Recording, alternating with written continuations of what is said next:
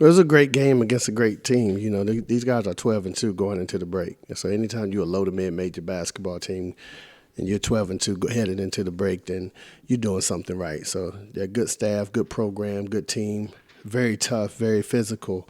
And you know what? Stats and all the cute stuff, that can go out the window. This was just a sheer toughness game, right? Rebounding the basketball, diving on the floor for loose balls. That's what this game was about. And, you know, we were fortunate to come out on top. You know, I thought our guys made some significant plays at significant times. And, you know, sometimes that's what it takes to win, right? It ain't always going to be the cute, sexy, you know, exotic 3-point plays and layups and finger rolls. And, you know, you got to do some tough things. And so we were yet to display that for a full 40 minutes. And so I challenged the guys at halftime. They came out in the second half and responded.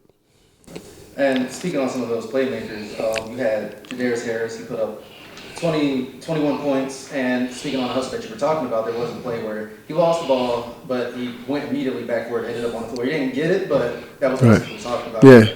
And then you had guys like Evan Gordon. He ended up fouling out. But that's why you give him a little pat on the give him a little fist bump on the way out. Could you just talk about those teams' performance and other players? You know, that's the thing. They're talented enough, but, you know, talent at this level doesn't equate to a whole lot, right? You got to couple that talent with, you know, the toughness, and that's what we're talking about. And those guys have been here. They've been in the program, so they got to show the new guys how to win and how to display that, not the new guys showing them.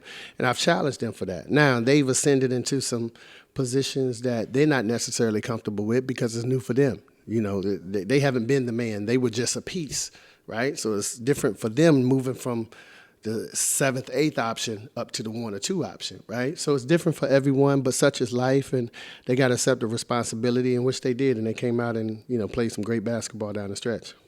And, you know, having a game like this, how important is it to have this kind of toughed out game, gritting through it, coming into the play? I know we have one more game before then, but if you just talk about, you know, just the momentum you guys are building. Yeah, just, you know, that's what it's about. Just keep stacking wins and stacking days, and then everything else will take care of itself. You know, it's a lot easier going into the break, and it feels a lot better going into the break with a win than a loss. You know, the name of the game is to win, and losing sucks, right? And it's hard to get over. And so, you know, we have some great things to build upon. We made some mistakes. Are we perfect? No.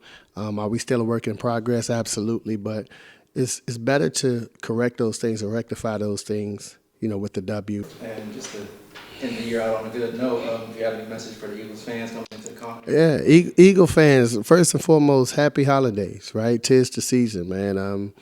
You know, love on each other, love on your families, and, you know, let's not take any day for granted, and, you know, thank God for everything that we have, and continue to support us, and we'll try to make you proud.